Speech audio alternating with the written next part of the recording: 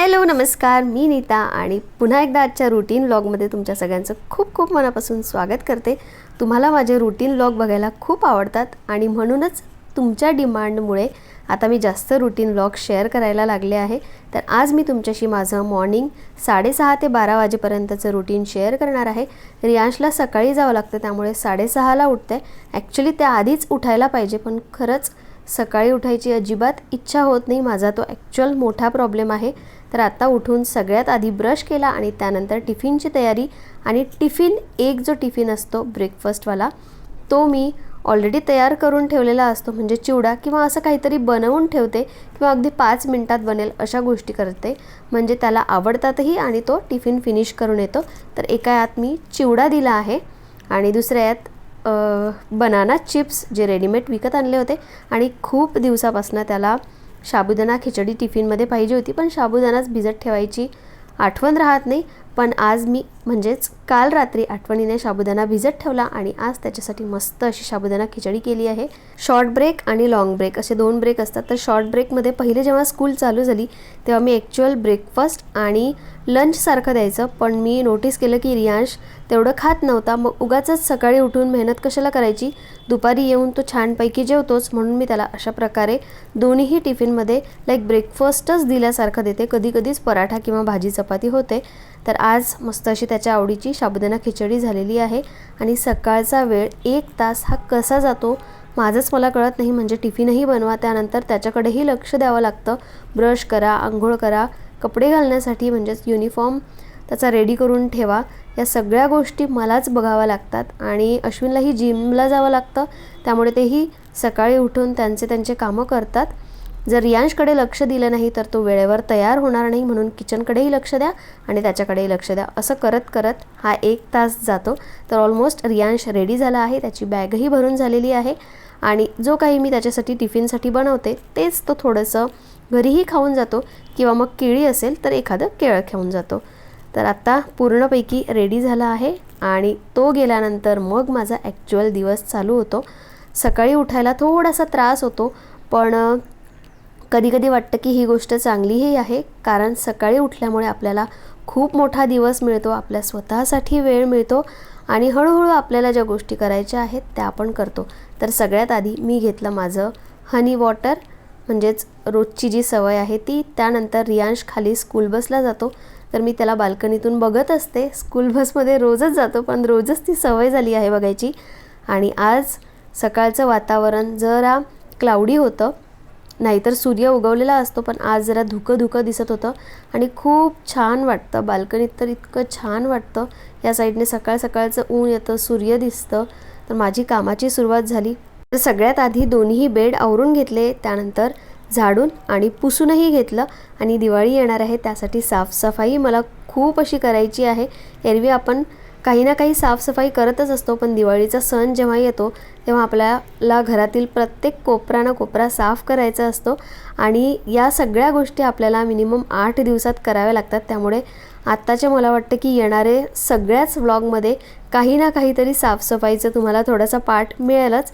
तर झाडून पुसून झालं, त्यानंतर मग मस्त मी असा गरमागरम चहा बनवला। ऊन आलंच नव्हतं, इतकी गार हवा वाटत होती सकाळी आणि तेही छान वाटत होतं। सकाळची गार हवा म्हणा किंवा सकाळचं ऊन इतकं छान वाटतं आणि मला इतकी सवय झाली आहे, मॅक्सिमम सकाळचा टाईम माझा या बाल्कनीतच जातो। कितीही वेळ बसलं तरीही असं वाटतं की निवांत छान बसावं आणि आरामात कामं करावी, पण जर पटापट कामं करायची असेल तर वेळ मला बघावी लागते।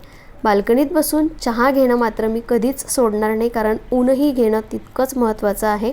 विटॅमिन डीच्या टॅबलेट घेतल्यापेक्षा ऊन घेतलेलं कधीही बरं, हे मी कितीतरी ना माझ्या व्लॉग्स थ्रू सांगत असते। बऱ्याच जणांना सवय असते की टी व्ही बघता बघता किंवा सोफ्यावर बसूनच चहा घ्या, पण आता ऊन मिळतं आहे म्हणून मी छानही वाटतं, हवाही मिळते आणि ऊनही मिळतं।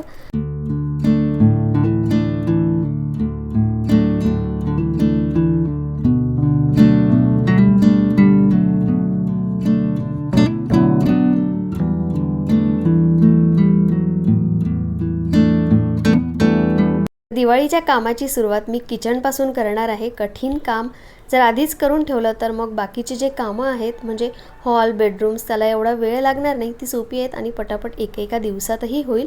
म्हणून आज मी पहिले ट्रॉलीज साफ करून घेणार आहेत आणि बरेच दिवस झाले ट्रॉलीज साफ केल्या नाहीत, तर प्लॅटफॉर्म पहिले थोडासा क्लीन केला म्हणजे मला सगळी भांडी त्यावर ठेवता येईल। तर अशा प्रकारे एक एक जो टँडम ट्रॉली आहेत माझ्या त्या सगळ्या मी खाली करणार आहे आणि त्यात असं हे कार्पेट आहे त्यामुळे ट्रॉलीज जास्त खराब होत नाही, पण हे जे कार्पेट आहे जो रोल आला होता तो आम्ही कट करून त्यामध्ये टाकला म्हणजे जे टँडम ट्रॉलीज आहेत त्याला स्क्रॅचेसही येणार नाही आणि तेवढ्या त्या साफही कराव्या लागणार नाही, त्या क्लीनच राहतील। तर असं सगळं सामान मी काढून घेईल। त्यानंतर हा जो कटलरी ट्रे आहे हाही काढून घेतला।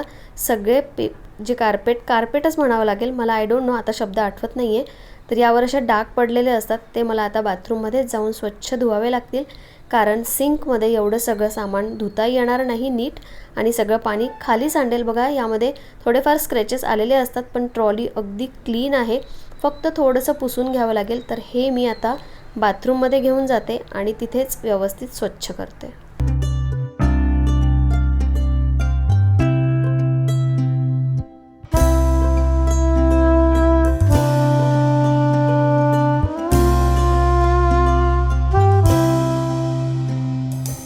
तर बाथरूममध्ये प्रत्येक कार्पेट स्वच्छ मागून पुढून असं घासून घेतलं आणि इथे ते इझीही झालं। अशाच प्रकारे बरीच अशी कामं आहे, किचनचंच सगळ्यात जास्त काम निघणार आहे। आज फक्त मी ट्रॉलीज साफ करून घेतल्या आणि तेही मी सकाळी आज कामाला लागले। जर आपण इतर टाईमपास न करता पहिली आपली साफसफाई किंवा मग ॲटलीस्ट स्वयंपाक करून घेतला तर आपल्याला भरपूर वेळ मिळतो आणि तेच मी आज करणार आहे। साफसफाई आणि स्वयंपाक ही दोन्ही कामं मी एकाच वेळेत करणार आहे। म्हणजे साफसफाई करता करता मी कुकर लावून दिला होता, आज स्वयंपाक आंघोळीच्या आधी झाला तरी चालेल। कुकर माझा झालेला आहे आणि त्यानंतर जे मी कार्पेट धुतलेत ते मी वाळत टाकलेत। जोपर्यंत ते वाळतील तोपर्यंत माझ्या ट्रॉलीज पुसून होतील आणि त्यानंतर आंघोळही होईल, तोपर्यंत ते सगळे कार्पेट वाळतील। आंघोळ झाल्यानंतर मग मी सगळ्यात आधी मी भाजी करून घेतली, म्हणजे भाजी होईल तोपर्यंत मग माझं हे एक्स्ट्राचं काम होईल। कार्पेट वाळले होते ते मी ट्रॉलीजमध्ये टाकून घेतले आणि जी भांडी ओट्यावर काढून ठेवली होती तीही ट्रॉलीमध्ये व्यवस्थित लावून घेतली। तर ही दोन्हीही कामं माझी ॲट अ टाईम झाली, त्यामुळे माझा खूप वेळ वाचला आणि कामही पटापट होतात असं केलं तर। म्हणजे किचनची साफसफाई आणि स्वयंपाक म्हणजे कुकर लावणं किंवा मग भाजी आपण करणं या गोष्टी अशा आहेत की आपण एकदा करून ठेवल्या की इकडे लक्ष देता देता आपण दुसरीही कामं करू शकतो। तर एकाच वेळेत माझी अशी दोन्हीही कामं झाली, नाहीतर मग साफसफाईच करत बसलं तर स्वयंपाक राहून जातो आणि स्वयंपाक करत बसलं तर मग साफसफाई करण्याचा तेवढा मूड नसतो किंवा मग आपण ऑलरेडी थकलेलो असतो। तर माझं दोन्ही कामं अगदी कमी वेळेत कंप्लीट झाली। पूर्ण साफसफाई ही स्वतःला एकटीला करायची असेल तर अशा वेळी थोडी थोडी कामं केलीत तर आपण थकणारही नाही आणि दुसऱ्या दिवशी थोडी तरी कामं करायची आपल्यामध्ये एनर्जी राहील। नाहीतर मग एकाच दिवशी खूप अशी कामं काढली की आपण खूप थकतो किंवा मग आजारी पडतो आणि त्यानंतरची मग कामं होत नाही। त्यापेक्षा हळूहळू कामं करायची, आपल्याला जेवढं झेपतं तेवढं करायचं। तर माझं ऑलमोस्ट सगळं करून झालं। त्यानंतर ओटाही मी छान क्लीन करून घेतला आणि उद्यासाठी मला काय कामं काढायचे हेही मी बघून ठेवते आहे। तर उद्या मी वरचे 2 कप्पे करणार आहे आणि साईडचेही। तर अशा प्रकारे आज मी माझं ट्रॉली ऑलमोस्ट हाफ किचन माझं क्लीन झालेलं आहे आणि असंच हळूहळू पूर्ण घराची साफसफाई मी करणार आहे। आपली तब्येत आणि आपल्याला किती काम झेपतं हे बघूनच आपण काम काढावं असं मला वाटतं। सगळंच काढून आजारी पडण्यापेक्षा हळूहळू कामं केलेली बरी। तर आत्ता वाजलेत 12 आणि 12 वाजेपर्यंत माझं सगळं क्लिनिंग आणि स्वयंपाक झालेला होता। त्यानंतर मी ओटा स्वच्छ केला आणि उद्यासाठी मला काय साफसफाई करायची आहे हेही मी बघून ठेवलं। आता उद्या मी वरचे जे आहे शेल्फ ते साफ करणार आहे। आजचं माझं काम झालेलं आहे। आजचा तुम्हाला व्हिडिओ आणि छोट्याशा माझ्या टिप्स कशा वाटल्या हे मला कमेंटमध्ये सांगा आणि व्हिडिओ पाहण्यासाठी परत सगळ्यांचे खूप खूप मनापासून धन्यवाद। Bye bye.